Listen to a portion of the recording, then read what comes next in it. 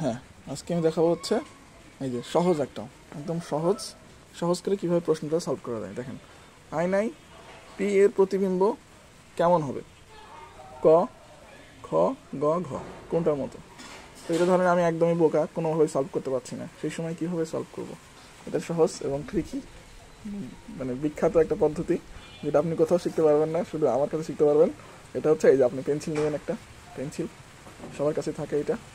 তো পেন্সিলে আমরা এখন কি করব, যেটার প্রতিবিম্ব আঁকাতে হবে,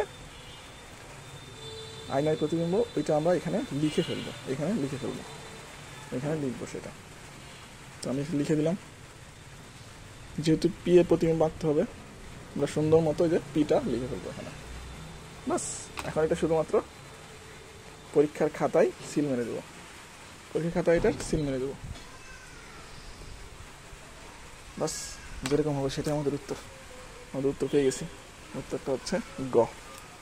আমাদের উত্তরটা হচ্ছে গ। ধন্যবাদ।